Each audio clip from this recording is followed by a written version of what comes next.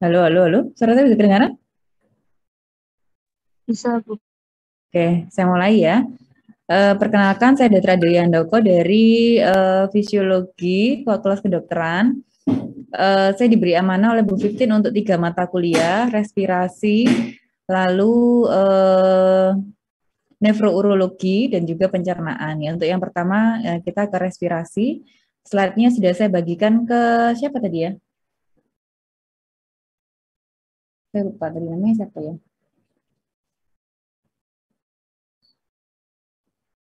Jordi ya. Sudah saya bagikan ke Jordi. Uh, Oke, kita mulai ya. Jadi kalau di fisiologi itu dibagi sistem menjadi 12 sistem, salah satunya adalah sistem respirasi. Nah, di sini ada referensi yang saya gunakan, rata-rata adalah buku fisiologi, dan semua sudah ada terjemahannya saya rasa ya. Jadi adik-adik belajarnya sudah mudah, lebih cepat, sudah berbahasa Indonesia. Beberapa ada buku anatomi, tapi ini detail ya, jadi anatomi nervus, vena, arteri, semua ada, termasuk tulangnya ada di Sobota, atau yang sekarang bisa pakai Prometheus, atau sekarang juga sudah ada buku yang menggabungkan langsung anatomi dan fisiologi jadi satu ya.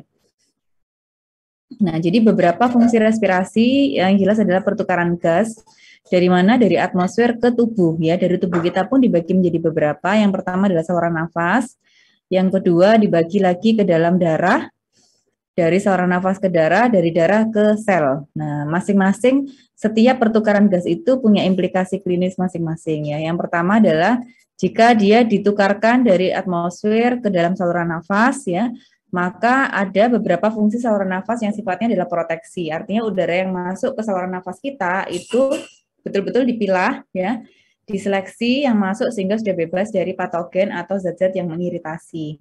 Selain itu, pada saat udara itu masuk ke saluran nafas kita, melewati beberapa organ yang sifatnya adalah memproduksi suara, sehingga ada fungsi untuk pembentukan vokal ya atau suara. Pada saat gas itu sudah masuk ke dalam tubuh kita, masuk ke darah, maka dia akan bereaksi terhadap beberapa enzim sehingga mengarah darah, keasaman darah. Asam atau basanya diatur oleh salah satunya oleh gas. Setelah masuk ke dalam sel, dia akan berfungsi sebagai penghasil energi. Ya, jadi O2 nanti akan menjadi bahan bakar produksi untuk ATP atau adenosin trifosfat ya. Untuk anatominya, saluran pernafasan itu dibagi mulai dari kavum-nasi sampai dengan ke bawah sampai dengan alveolus ya. Atau secara umum dibagi menjadi dua, daerah atas, bagian atas dan bawah dibatasi oleh trakea. Yang atas mulai dari kavum-nasi sampai dengan laring, yang ke bawah, laring ke bawah adalah lower respiratory tract atau bagian bawah. Nah, karena areanya adalah di sekitar torak, maka disebut sebagai thoracic portion of respiratory tract ya.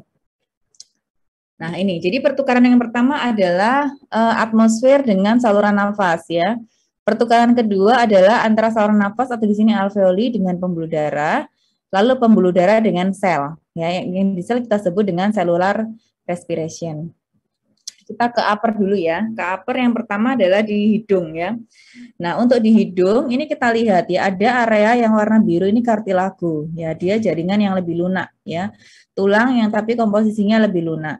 Nah, bagian cuping hidung kita sebut dengan alar cartilage. Di tengah-tengah ada pembatas yang bagi rongga hidung menjadi kanan dan kiri kita sebut dengan septal nasal cartilage.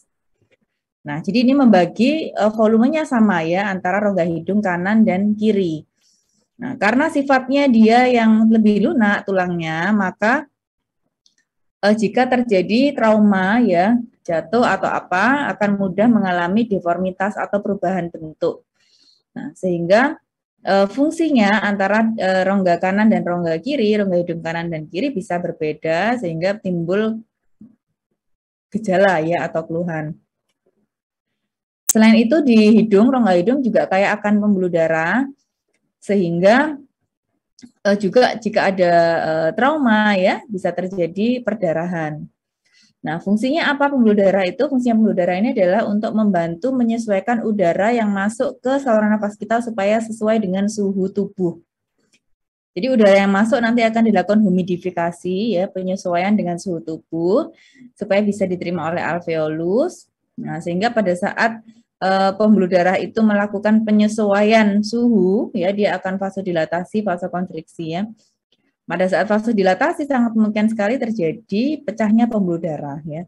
Dari area hidung, kalau bahasa awam kita sebut dengan mimisan ya, kalau bahasa medisnya kita sebut dengan epistaksis ya. Jadi selain itu juga pada hidung itu juga ada struktur sel-sel yang menstimulus bau ya, sehingga kita punya indera penciuman itu ada di hidung ya. Lalu ke faring, faring dibagi menjadi 3 ya. Jadi ada area faring yang paling dekat dengan hidung ya, atau nasal kita sebut dengan nasofaring. Yang paling dekat dengan mulut atau oral kita sebut dengan orofaring, yang paling dekat dengan laring kita sebut dengan laringofaring, atau karena dia posisinya yang paling bawah bisa disebut juga dengan hipofaring. Ya, jadi sesuai dengan namanya pembagiannya, nasofaring, orofaring, dan laringofaring. Seperti kita lihat ya, jadi kalau di sini di area ini di atas epiglotis ini, di sini jalur udara, di sini makanan. Jadi faring ini sebagai jalur makanan dan udara masih jadi satu di sini ya. Nanti pada saat masuk di bawah laring itu sudah terpisah antara yang makanan dan juga udara. Nah, lalu yang fungsi yang kedua adalah fungsi proteksi. Fungsi proteksinya dari mana? Kita lihat ya, dari sel epitel di saluran pernafasan itu bisa bergerak karena dia mempunyai silia. Jadi selnya itu mempunyai bulu halus yang bisa bergerak ya, flowy dia. Jadi bisa bergerak ke atas atau ke bawah ya. Diarahkannya kemana? Pergerakannya menuju ke faring. Ya, bisa ditelan atau dikeluarkan lewat batuk. Nah, jadi kalau ada debris atau benda asing yang masuk ke saluran nafas ya, dia menempel di filinya itu, sama filinya nanti didorong. Ya, kalau dia lokasinya di bawah, dia akan didorong ke atas ke faring. Kalau lokasinya di atas, dia akan didorong ke bawah ke faring dengan tujuan akhir adalah dibatukkan atau ditelan. Nih kita lihat ya. Jadi strukturnya ini di trakea contohnya. Nah, ini adalah sel goblet. Sel goblet ini menghasilkan mukus ya. Mukus ini sekret yang sifatnya dia kental. Ya, jumlahnya sedikit ya. Di sini mukus yang warnanya kuning. Nah, di sini ada sel epitel. Sel epitelnya punya rambut-rambut ini ya. Dia seperti rambut, bentuknya disebut dengan silia. Nah, silia ini berada di struktur atau lapisan yang kita sebut dengan salin ya, water saline layer. Nah, dia ini komposisi antara salin dan mukus ini memungkinkan dari sel epitel ini untuk trap ya, menjebak ya, atau menangkap partikel-partikel inhalasi yang tidak diinginkan atau iritan di lapisan mukusnya. Nah, ini misalnya di sini digambarkan debu ya. Jadi kalau debu masuk ke saluran napas kita, dia menempel di mukus ya, karena mukus ini dia lengket ya, kental, dia menempel di sini lalu digerakkan oleh si silia ini untuk dibatukkan atau ditelan. Nah, kalau dicek dengan mikroskop elektron bentuknya seperti ini ya. Nah, ini ada bulu-bulu halusnya, ini sel gobletnya, ini sel epitel silianya. Kita lihat semuanya dalam kondisi yang komposisi seimbang ya. Nah, ada kondisi-kondisi tertentu di mana tidak terjadi keseimbangan antara mukusnya dan salinnya. Ya, contohnya ini pada penyakit bawaan sistik fibrosis ya. Jadi dia memang diproduksi mukusnya secara berlebihan. Nah, seperti kita tahu struktur mukus tadi kan lengket ya, dia lengket kental. Sehingga kalau dia diproduksi terlalu banyak, maka bisa menjadi sumbatan, obstruksi atau clotting ya pada saluran nafas. Nah, saluran nafas kita itu semakin ke bawah, diameternya semakin kecil. Nah, kalau mukus yang diproduksi berlebihan, maka dia bisa menyebabkan obstruksi ya, sehingga diameter saluran nafas itu menjadi lebih kecil ya. Atau kondisi lain yang menyebabkan rusaknya silia ya, misalnya pada perokok ya. Pada perokok itu zat aktif pada rokok yang sifatnya karsinogenik ya. Nah, itu bisa merusak epitel yang bersilia ini. Jadi silianya habis ya. Nah, bisa dibayangkan kalau silianya habis, tidak ada mukusnya ya. Mukus tadi gunanya untuk trapping ya, menjebak si debunya tadi ya. Kalau enggak ada, maka ya sudah ya, benda asingnya itu akan masuk ke salinnya, tidak bisa dikeluarkan. Nah, jika terlampau lama, maka sifat selnya itu bisa berubah menjadi sel yang karsinogenik ya, atau menyebabkan kanker. Nah, jadi area ini yang kuning ini silianya ya. Nah, ini gobletnya ya, yang tidak ada silianya ya. Nih, kalau dengan mikroskop elektron dicek ya pada orang-orang yang perokok, smoker itu dia sebelum rusak ya silianya, dia paralyzed dulu. Paralyzed ini apa? Silianya ada tapi tidak bisa berfungsi ya. Paralisis, lumpuh kalau bahasa ininya ya. Nah, nggak bisa bergerak si silianya sehingga tidak ada fungsi proteksinya. Sehingga kalau ada ini benda-benda yang berbahaya, hazard materials, ini bisa accumulate di saluran nafas ya. Nah, lalu ke laring ya. Laring ini kalau dari luar penampakannya dia sejajar atau sama dengan jakun ya. Nah, pada laki-laki lebih jelas ya kelihatan jakun itu kalau kalian tarik garis imajiner ke posterior atau ke belakang itu ada kelenjar yang menempel namanya kelenjar tiroid ya. Di area posterior di belakangnya ada kelenjar paratiroid 1, 2, 3, 4 ya, ada 2 pasang atau 4 kelenjar tiroid. Nah, kalau di saluran nafas struktur yang pentingnya ditarik lagi garis imajiner ke belakang lurus dari kelenjar tiroid ke belakang ya, itu lurus ada struktur ini. Epiglotis dan plika vokalis ya atau rima glotis. Ini yang memproduksi suara. Jadi struktur rima glotis itu ya dan struktur faring ya, nasofaring, faring itu mempengaruhi produksi suara. Ya. Nah, pada laki-laki rima glotisnya ya atau plika vokalisnya ini lebih tebal dikarenakan adanya hormon androgen pada laki-laki. Sehingga pada laki-laki suara yang dihasilkan oleh plika vokalis itu jadi lebih tebal, lebih berat suaranya. Nah, sehingga sulit kalau mungkin ya ada transgender misalnya ya, transgender yang sudah mungkin secara luar penampakan luar sudah berubah bentuk jadi perempuan gitu ya. Tapi waktu bicara ya nggak bisa dibohongi karena dia rima glotisnya itu lebih tebal sehingga waktu ngomong ya suaranya ngebas ya seperti suara laki-laki pada umumnya. Nah, ini sudah karena hormon androgen ya. Lalu ke lower respiratory tract, di sini mulai dari trakea ya. Trakea ini bentuknya C-shape ya, seperti huruf C dengan kartilago, komponen kartilagonya di depan, di belakangnya muskulus. Jadi yang di depan yang kokoh di depan itu kartilago, belakangnya muskulus. Belakangnya berbatasan langsung dengan esofagus ya atau kerongkongan untuk jalur makanan. Nah, jadi ada beberapa fungsi dan keuntungan terkait dengan bentuknya yang seperti huruf C ini ya. Bentuk huruf C karena dia kaku, rigid ya. Dia memastikan bahwa udara itu selalu bisa masuk ke saluran pernafasan kita. Tidak mungkin kolaps ya, tidak mungkin dia kempes. Dia kaku, sehingga udara pasti bisa lewat. Keuntungan yang kedua adalah karena belakangnya esofagus, esofagus ini untuk masuk makanan ya. Nah, yang namanya makanan masuk itu yang ideal ya, dia dikunyah dengan halus, dengan sampai dia lembut ya. Setelah itu dia cukup serat, cukup air, dia masuk ke kerongkongan dengan smooth ya. Jadi dia enak masuknya, lancar ya. Nah, tapi somehow kadang-kadang masuk makanan itu bolus makanan besar, makanan yang terburu-buru, nggak dikunyah dengan sempurna ya, kurang air sehingga apa? Kalau bahasa Jawanya apa? Kesereten ya. Nah, mau masuk itu jadi sulit. Nah, di sini dia karena sifatnya dia otot, dia bisa butuh space lagi karena bolusnya makanannya itu besar. Dia masuk kan ini sempit kalau hanya di esofagus saja. Dia esofagusnya melebar lagi ya, mendorong ke arah trakea ya. Jadi dia ada space dari trakea itu untuk makanan itu bisa masuk ke lambung atau gaster ya. Terus ke bronkus ya. Nah, bronkus setelah trakea ke bronkus ya, turun ke bronkus. Nah, bronkus ini dibagi percabangannya ya, sesuai penamaannya pertama, kedua, ketiga gitu aja ya, percabangannya primer, sekunder, tersier. Sampai ke bronkiolus yang terakhir atau terminalis bronkiolus. Seperti saya katakan tadi ya, jadi semakin akhir, semakin ke bawah, semakin ke alveolus, itu percabangannya semakin banyak. Semakin banyak percabangannya, semakin kecil diameternya. Jadi diameter jalurnya itu semakin kecil. Jadi kalau di situ ada mukus berlebihan ya dia akan bumpet. Ya nggak bisa dilewati udara. Ya.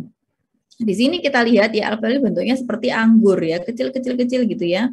Nah, jadi kalau kita lihat dari tabel ini ya, semakin banyak division ini pembagiannya ya. Pembagiannya semakin banyak ya, semakin banyak cabangnya, semakin kecil diameternya, semakin banyak jumlahnya, dan semakin besar luas permukaannya. Nah, jadi kalau alveoli ini dibukai satu-satu ya, terus dijejer gitu, maka lebarnya adalah kurang lebih seluas lapangan tenis ini ya. Nah, lebar sekali ya kalau semua alveolnya dalam kondisi sehat. Nah, kalau ada alveoli yang sakit, yang rusak ya, yang destruksi dia karena penyakit atau karena hal yang lain ya akan berkurang ya. Berkurangnya luas permukaan pernafasan maka juga akan mengurangi laju difusi dari gas ya. Nah, tadi kalau kita lihat ya ada kesamaan struktur ya. Jadi semakin ke bawah ya di atas itu kartilagonya banyak, tulang rawannya banyak. Semakin ke bawah tulang rawannya itu semakin habis. Semakin kecil, semakin sedikit, lama-lama habis ya. Gradually dia akan semakin menghilang. Padahal tulang rawan tadi fungsinya kan dia untuk apa? Menjaga jalan nafas itu tempat tetap untuk terbuka. Ya, jadi kalau semakin ke bawah, ya semakin dia habis, maka kemungkinan untuk terjadi clotting, sumbatan, dia nutup itu jadi lebih besar ya. Nah, di bronkus tadi selain ada apa namanya kartilago juga ada otot ya. Nah, otot itu bisa berkontraksi, bisa relaksasi. Kontraksi itu menyempit, relaksasi itu melebar. Nah, kalau pada pembuluh darah ya, pembuluh darah yang menyempit kita sebut dengan apa? Pembuluh darah yang menyempit apa? Vasokonstriksi. Vasokonstriksi, betul ya. Jadi kata vaso, fasa, pembuluh darah, konstriksi, dia menyempit diameternya. Pada bronkus kita sebut dengan bronkokonstriksi. Ya. Nah, pada kondisi di mana bronkus itu gampang menyempit atau mudah menyempit ya. Salah satunya adalah jika ada di sini disebutkan alergik saluran nafas ya. Jadi zat-zat iritan yang masuk ke saluran nafas yang menyebabkan dia berkonstriksi. Sebetulnya ini fungsi pertahanan. Kenapa dia konstriksi ya? Nah, dia ini kalau ada benda asing dia konstriksi. Harapannya apa? Benda asing itu tidak banyak yang masuk karena salurannya sempit ya. Tapi di sisi lain itu menyebabkan apa? Saluran nafas kita tidak bisa menerima banyak udara yang masuk ya. Nah, selain itu, selain dia bisa konstriksi ya, dia bisa juga melebar ya diameternya. Kita sebut dengan bronkodilatasi ya.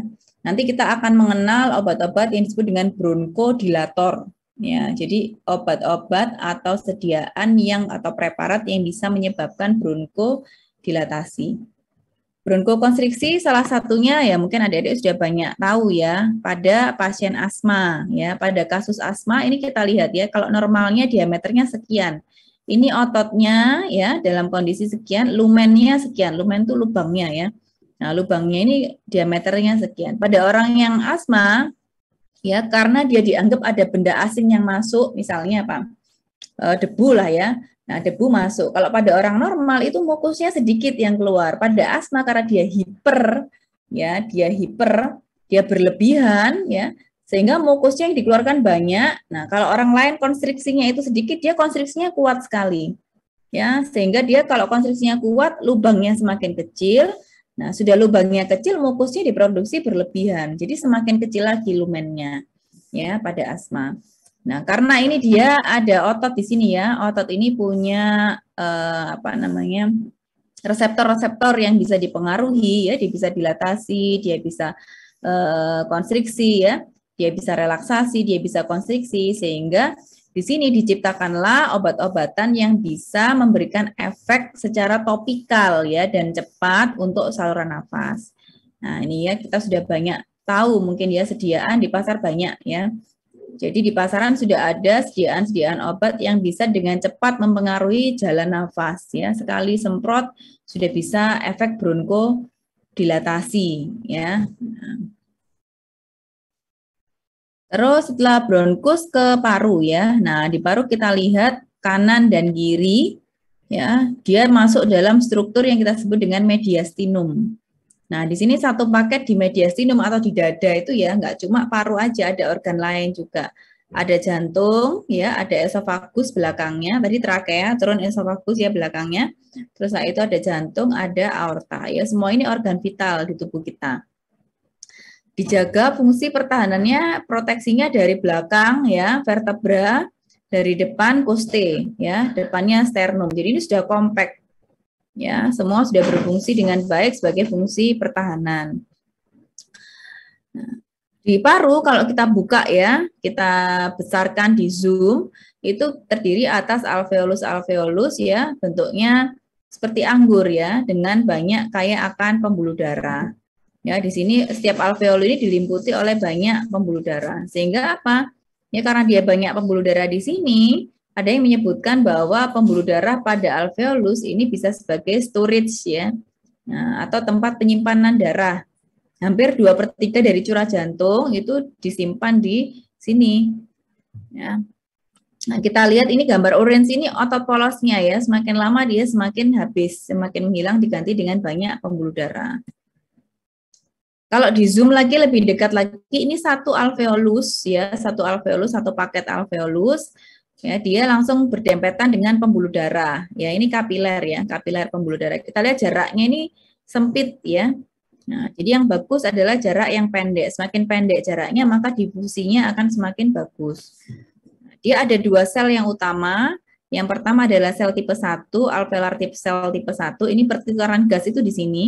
Yang kedua adalah sel tipe 2 alveolar yang menghasilkan surfaktan. Jangan terbalik ya. Ini kalau ujian harusnya soal bonus ya, karena soal hafalan. Kalian nggak perlu mikir, cuma perlu ini hafal aja sudah cukup. Yang tipe 1 ini untuk pertukaran gas, yang kedua menghasilkan surfaktan. Sama juga dengan seperti sel di tempat yang lain ada fungsi pertahanannya.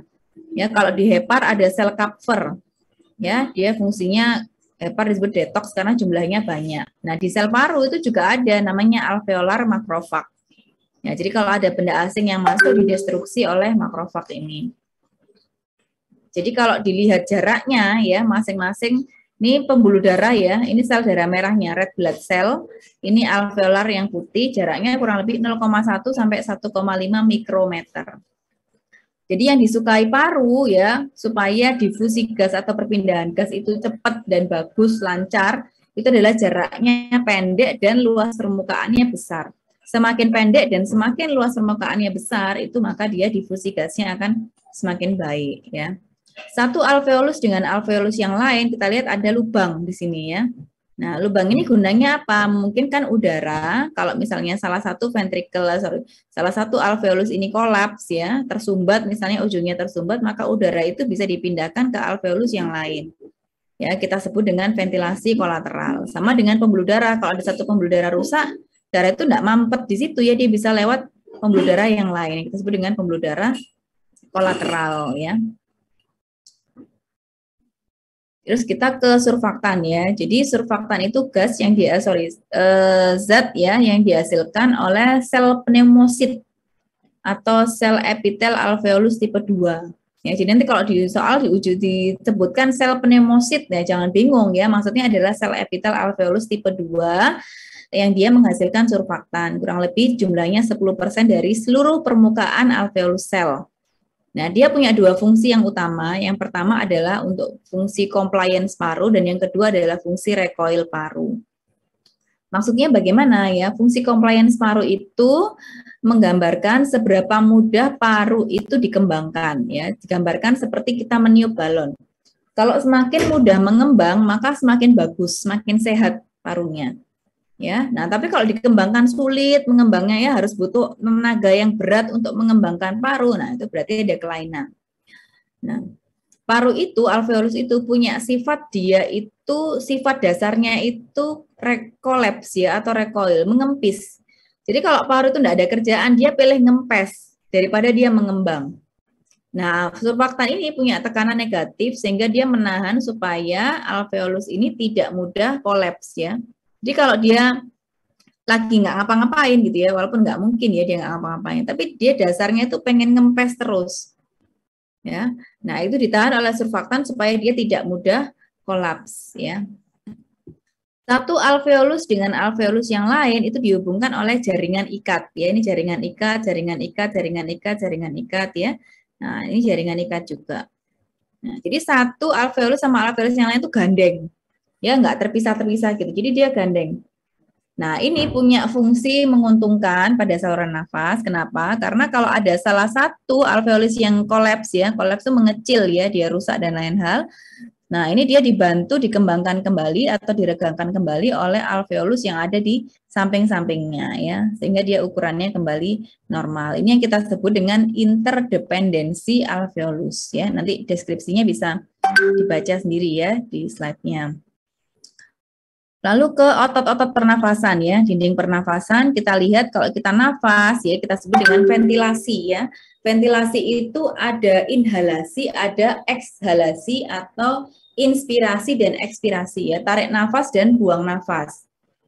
Nah, kalau tarik nafas ya, kita memasukkan udara ke dalam saluran nafas kita itu dibantu oleh dua otot yang utama ya. Kalau sekarang seperti sekarang lihat kuliah ya sambil nafas biasa itu dibantu oleh dua otot utama. Yang pertama adalah diafragma, yang kedua adalah interkostalis eksterna. Ya, dari namanya eksterna itu apa maksudnya? Dia mengangkat dada keluar ya. Gerakan dinding dada, gerakan ototnya itu mengangkat dinding dada keluar eksterna. Nah, sedangkan untuk ekspirasi buang nafas itu dibantu oleh otot diafragma juga dan interkostalis yang interna kembali ke dalam ya. Nah, buang nafas kan mengempis dadanya. Nah, selain itu ya kita tidak selamanya kita nafas itu biasa ya, cuma tarik nafas, buang nafas. Kadang kita perlu inhalasi dalam, tarik nafas dalam. Ya, tarik nafas dalam. Nah, coba Jordi pakai baju yang berkerah. Nah, coba dibuka satu kerahnya atau dua.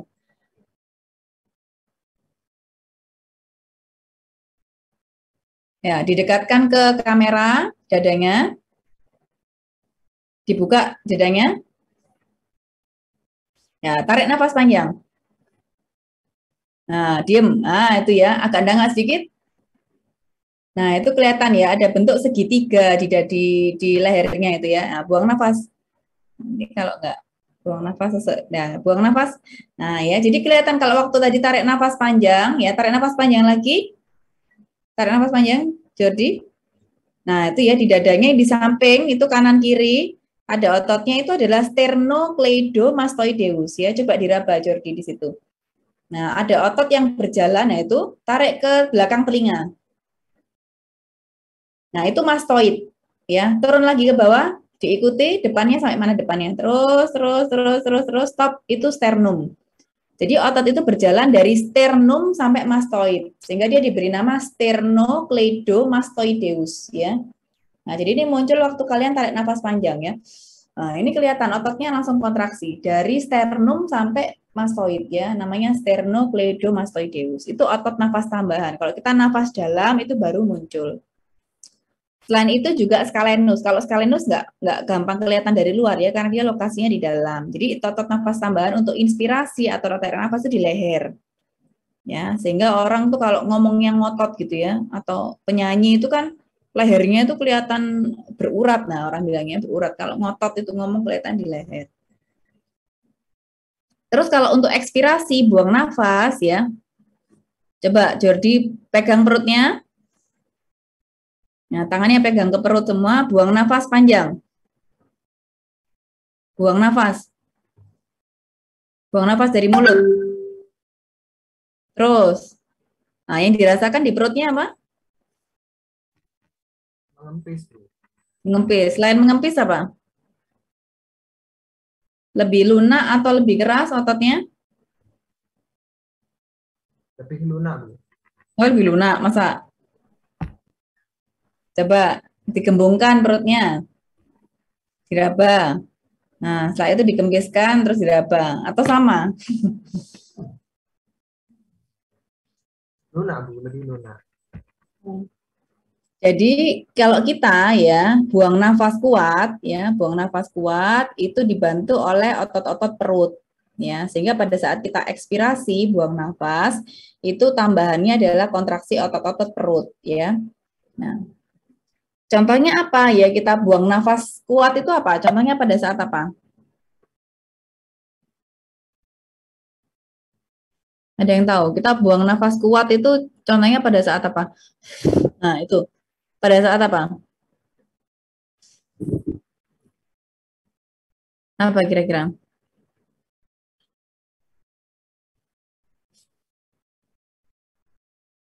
Ada yang tahu?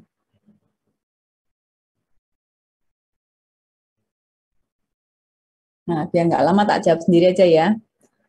Contohnya pada saat kita batuk ya. Nah, batuk, bersin ya, terus mengejan, ngeden ya. Nah, ngeten itu ada dua, pada saat kalian BAB, defekasi, dan pada saat persalinan, melahirkan ya. Nah, melahirkan itu kalian tarik nafas, Bu, buang nafas gitu ya, pada saat kalian ngetin, oh gitu ya. Nah, suruh ngetin itu kontraksi otot perut. Ya, sehingga pada saat orang melahirkan itu harusnya fungsi otot dada dan perutnya itu bagus ya. Nah, kalau otot perut sama dadanya bagus, proses persalinannya jadi lancar ya. Kenapa ibu hamil itu alasannya harus disuruh senam hamil ya, melatih otot pernafasan. Emangnya untuk apa gitu ya? Untuk apa otot pernafasan, kaitannya otot pernafasan sama persalinan itu apa gitu ya? Nah, itu karena pada saat persalinan itu mengejan ya. Mengejan itu proses ekspirasi kuat. Nah, ekspirasi kuat dan dalam. Ekspirasi kuat itu yang kerja dinding otot nafas ya dan perut. Nah, sehingga dilatih sebelum persalinan itu melatih otot dada dan otot perut ya. Oke, ini semoga sudah pernah baca ya. Agak konsentrasi sedikit ya. Jadi ini ada dua hukum fisika yang penting di pernafasan. Yang pertama adalah hukum Boyle, yang kedua hukum diffusivik. Kita yang ke pertama dulu, hukum Boyle dulu.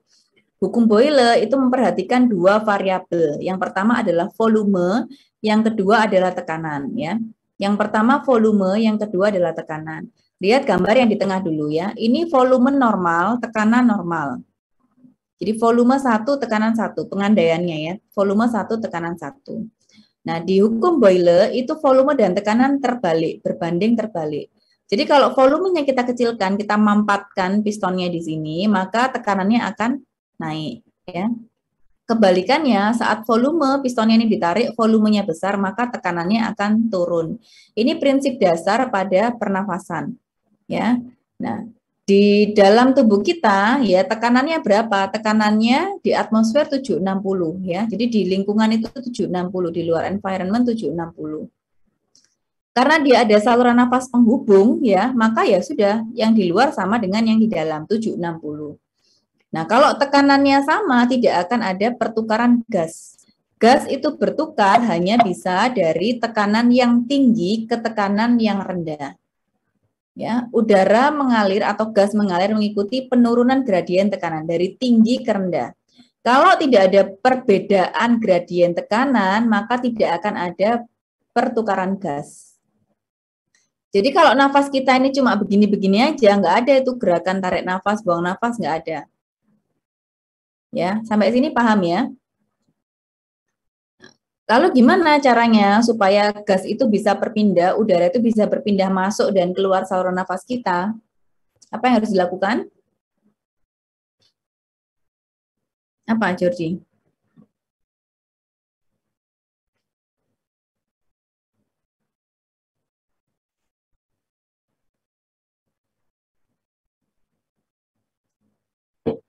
Lainnya Jordi, kasihan Jordi. Faisal Gosi. Ini saya kayak kuliah privat sama Jordi aja loh. Yang lainnya saya nggak tahu ini. Tidur apa ada orangnya apa enggak itu ya, sambil ngantri nasi apa sambil kemana gitu ya. Ada orangnya apa enggak ini yang kuliah. Ya kita privat, semoga nanti Gozi yang paling pinter ya di sini ya. Siapa sih Jordi ya. Nah, jadi udara itu berpindah dari tekanan gradien tekanan tinggi ke rendah ya. Nah, jadi gimana caranya supaya udara itu mau berpindah ya? Berarti salah satu tekanannya harus diubah. Ya, kalau kita pengen memindahkan udara dari luar masuk ke dalam, ya berarti tekanan yang di dalam ini harus lebih tinggi atau lebih rendah? Lebih rendah, ya. Nah, jadi kalau kita pengen tekanannya rendah, apa yang harus dilakukan? Tadi variabelnya ada volume sama tekanan. Kalau kita pengen tekanannya rendah, berarti apa? Volumenya dinaikkan. Volumenya dinaikkan, betul. Ya, gimana cara menaikkan volume ya? Dengan mengembangkan dinding dada, ya. Jadi dinding dada dikembangkan dulu, ya. Setelah volumenya tinggi maka tekanan rendah, ya. Udara itu bergeser dari luar masuk ke dalam. Jadi nanti kalau ada soal ya mengenai urutan udara itu bisa masuk inspirasi, ini sering keliru ya, sering salah. Di sini banyak korbannya ya. Jadi udara itu bukan udara masuk dulu, baru dinding dada kita mengembang, salah. Udara kita mengembang dulu, volumenya besar, tekanannya kecil, baru udara itu bergeser dari tekanan tinggi yang ada di luar masuk ke dalam. Ya. Lalu bagaimana dengan ekspirasi waktu kita buang nafas ya? Nah, waktu kita buang nafas ya, waktu kita buang nafas, seperti saya katakan tadi bahwa alveolus kita itu kalau dia nggak ngapa-ngapain, dia cenderungnya recoil atau kempis ya. Nah, jadi yang terjadi kalau pada ekspirasi itu sebetulnya apa? Dia mekanisme yang spontan, ya, mekanisme spontan. Jadi dia tidak perlu usaha apapun untuk melakukan ekspirasi, ya. Jadi ekspirasi itu dia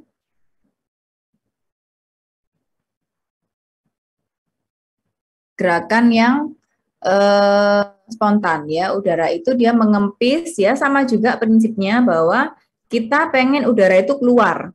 Ya, kalau kita pengen udara keluar itu di luar dia harus lebih rendah daripada yang di dalam. Ya, berarti di dalam harus lebih tinggi ya. Cara meninggikan tekanan atau meningkatkan tekanan adalah dengan memperkecil volume. Ya, jadi volumenya kecil dulu. Setelah itu kan tekanannya tinggi. Nah, tekanannya tinggi baru udara itu menerobos keluar dari dalam keluar karena di luar lebih rendah daripada yang ada di dada ya. Jadi gambarannya kalau tadi inspirasi ya, inspirasi itu nih udaranya volumenya besar, tekanannya kecil, udara masuk ya.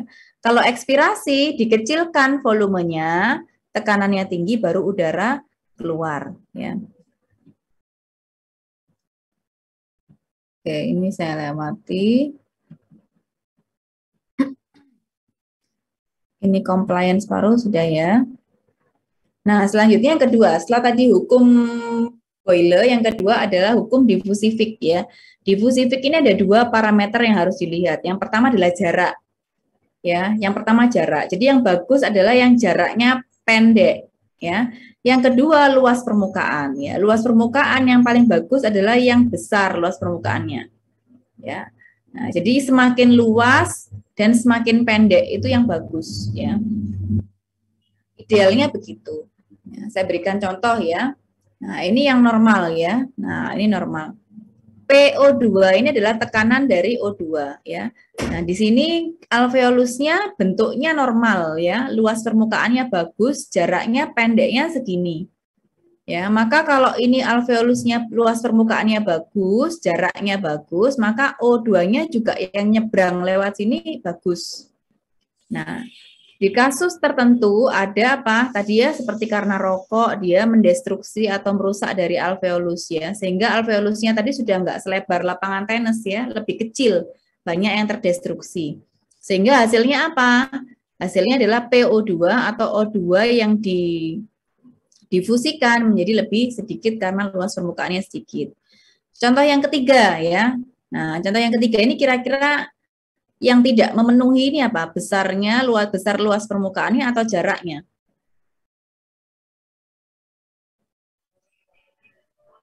Membrannya Ibu. Membrannya apa? Jaraknya atau besar permukaannya? Mungkin jaraknya Ibu. Jaraknya, betul ya. Jadi yang di gambar ketiga ini yang terganggu adalah jaraknya. Kenapa? Karena dia ada penebalan dari dinding alveolus ya. Semakin tebal dindingnya, maka jarak yang dilewati kan semakin sulit, semakin jauh. Sehingga sama ya, PO2-nya di sini normal ya, di sini hasilnya low rendah. Kenapa? Karena ternyata jaraknya jadi lebih tebal. Contohnya kalau penyakitnya lung fibrosis ya, fibrosis paru. Jadi terjadi penebalan thicken alveolar membran. Ya, jadi penebalan dari alveola.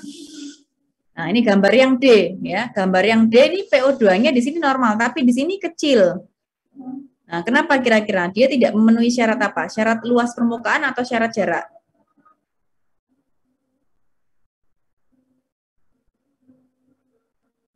Apa? Deniar apa tadi? Deniar tadi bisa jawab tuh. Syarat luas atau syarat jarak? Kan kelihatan nih dari gambarnya nih. Syarat apa? Jarak ya. Nah, jadi harusnya jaraknya sempit, ini jaraknya jadi lebar karena ada apa? Ada air ya pada edema paru.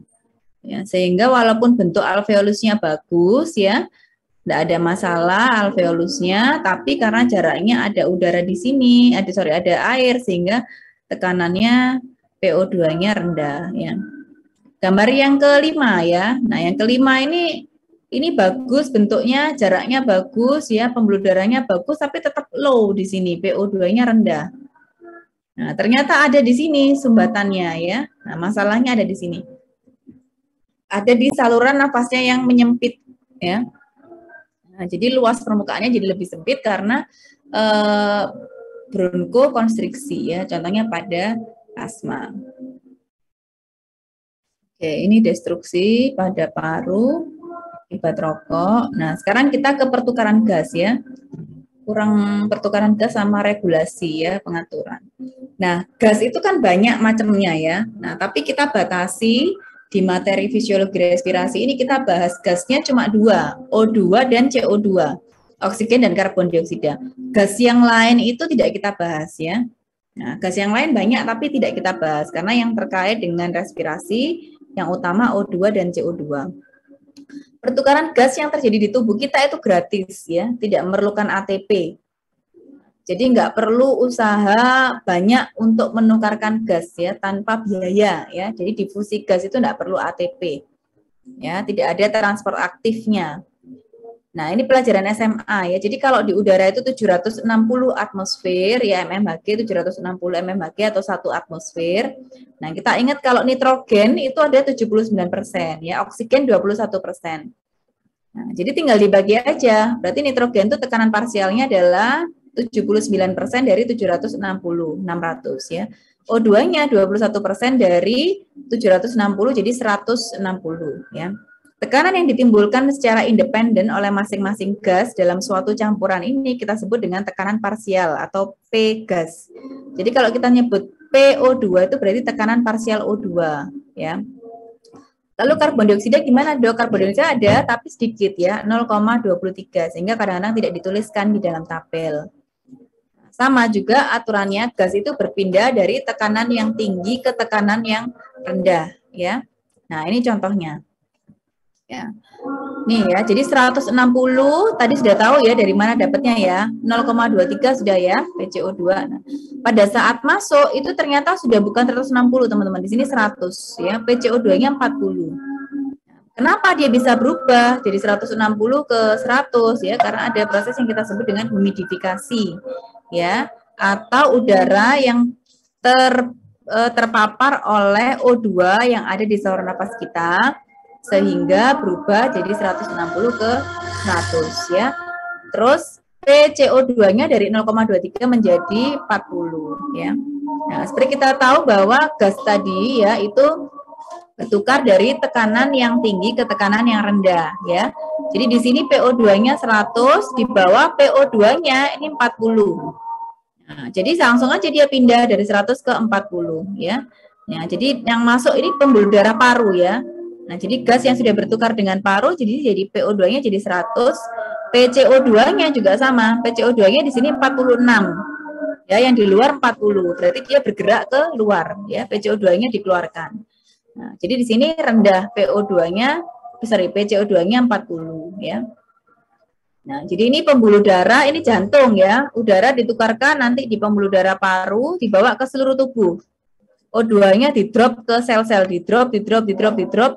PO2-nya ini ya, setelah dibagikan semua, ya PO2-nya jadi tinggal 40. PCO2-nya jadi tinggi ya. Nah, karena PCO2-nya dari sel semua dikeluarkan ke darah ya. Nah, ini ada beberapa step sampai 8, nanti silakan dibaca ya, dilengkapi ya, dibaca semua. Kita tunggu azan sebentar ya.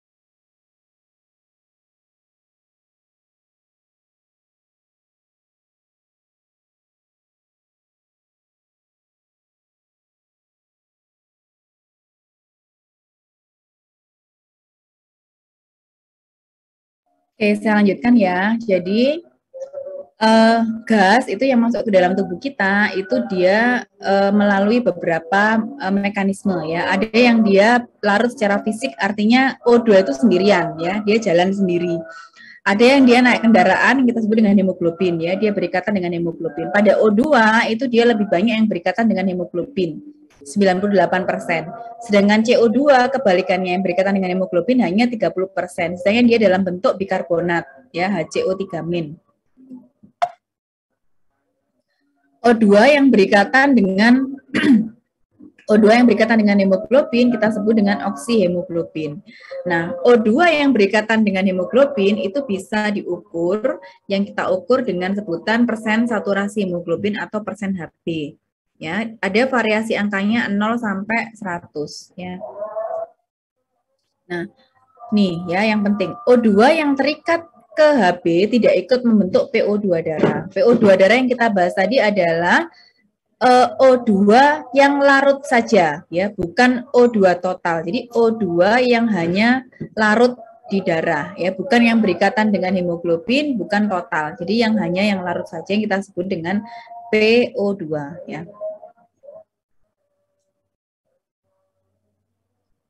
Nah, ini penting ya. Ini kurva disosiasi Hb. Jadi kalau kita lihat di sini ada sumbu horizontal dan vertikal ya. Yang horizontal ini melambangkan berapa jumlah PO2 atau jumlah oksigennya. Yang vertikal ini adalah berapa persen oksigen yang terikat pada hemoglobin atau kita sebut dengan persen saturasi Hb. Nah, kita lihat di sini bahwa range normalnya adalah 60 sampai 100 ya. Jadi PO2 60 sampai 100 itu ditangkap oleh persen saturasi Hb itu masih di angka 90.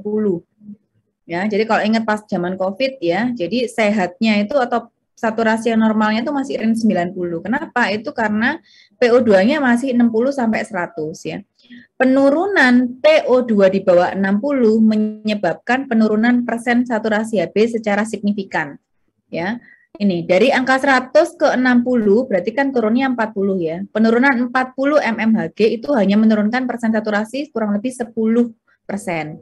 Nah, tapi penurunan 40% di bawah 60, jadi misalnya 60 ke 20, lihat ini turunnya 80% ya. Jadi kalau dari 90 kurang lebih 70% saturasi Hb. Nah, jadi di bawah 60 ya itu kurvanya sudah sangat landai. Nah, jadi sedikit saja penurunan di bawah 60 PO2 maka akan berdampak pada persen saturasi Hb.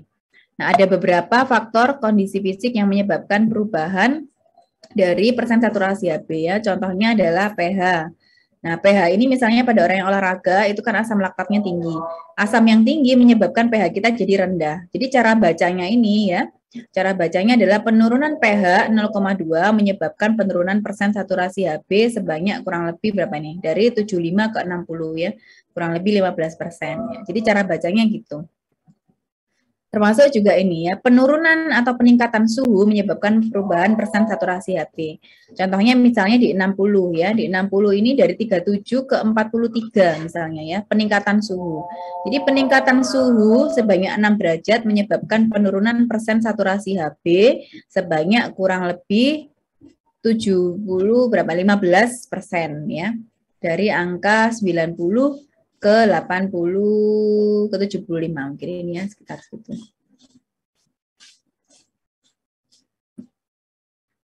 Nah, CO2 itu lebih suka dia berikatan dengan atau membentuk bikarbonat atau HCO3- dibantu dengan karbonat anhidrase ya.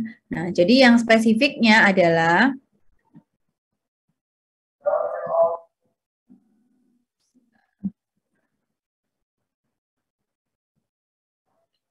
nih ya, jadi CO2 di dalam tubuh kita ya itu bisa melewati semua semua barier ya, semua barier atau batasan. Termasuk CO2 itu bisa mudah masuk ke sawar darah otak, masuk ke pembuluh darah otak. Jadi pembuluh darah otak itu pilih-pilih ya, sama seperti plasenta. Tidak semua zat itu bisa masuk. Nah, CO2 itu bisa masuk. Ya. CO2 itu bisa masuk ke saluran ke pembuluh darah di otak ya. Nah, tubuh kita itu punya reseptor ya yang menangkap berapa besar kadar gas ya. Nah, reseptor itu ada di sini ya. Jadi ada kemoreseptor sentral, ada kemoreseptor perifer. Kemoreseptor sentral itu letaknya di otak. Yang perifer letaknya ada di badan aorta dan badan karotis ya di sini. Jadi kalau darah lewat di sini dia akan ditangkap ya. Ada sensornya. Oh ini O2-nya kurang, oh ini CO2-nya kurang misalnya. Nah, setelah dia ditangkap ya oleh si kemoreseptor tadi, baik kemoreseptor perifer atau sentral, nanti akan dieksekusi apa gerakan yang dibutuhkan untuk menormalkan kembali O2 dan CO2. Kemoreseptor perifer yang letaknya di badan aorta dan badan karotis itu memiliki efek yang lemah ya. Nah, jadi dia walaupun sudah nangkep nih sensor, oh ini CO2-nya tinggi ya, tapi dia tidak bisa mempengaruhi banyak, kecuali kemoreseptor sentral.